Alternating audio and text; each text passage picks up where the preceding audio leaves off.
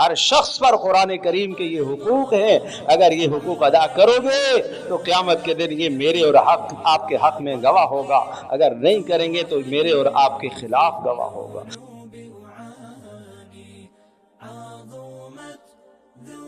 آئیے آج ہم عزم کرتے ہیں اس قرآن کو ہم سمجھنے کی کوشش کریں۔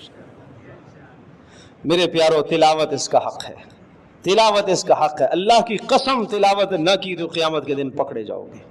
تلاوت اس کا حق ہے، صحیح تلاوت اس کا حق ہے بھائی، درست تلاوت کرنا اس کا حق ہے، معنی سمجھنا اس کا حق ہے، معنی سمجھ لیا اب عمل کرنا یہ اس کا حق ہے، اب اس کو فیصل تسلیم کرنا، حکم ماننا یہ اس کا حق ہے، اس میں تدبر کرنا یہ اس کا حق ہے، اس کو نشر و اشاعت کرنا، آگے پھیلانا یہ اس کا حق ہے۔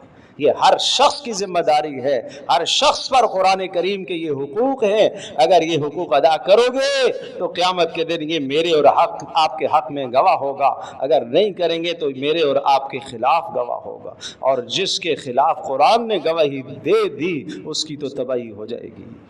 اللہ میری اور آپ کی ہم سب کی حفاظت فرمائے۔ آئیے ہم سچے دل سے آج نیت کرتے ہیں، انشاءاللہ قرآن کریم کی صحیح ہم تلاوت کریں گے، انشاءاللہ اس کا معنی ہم سیکھنے کی کوشش کریں گے، انشاءاللہ روزانہ ایک ایک آیت ہم سیکھنے کی انشاءاللہ کوشش کریں گے۔ نماز کے بعد، جمعے کی نماز کے بعد ایک آیت کا آج سے ہم ترجمہ سیکھنا شروع کرتے ہیں، انشاءاللہ آغاز تو کریں، کہیں سے ہم شروع تو کریں، تو نماز کے بعد انشاءاللہ بیٹھیں گے تھوڑی دیر، انشاءاللہ پھر سے ہم اپنا ایک سلسلہ قرآن کے ساتھ ہمارا ٹوٹا ہوا تسلسل ہے، اس کو ہم جوڑنے کی کوشش کریں گے۔ جزاکم اللہ خیرا، احسن الجزا۔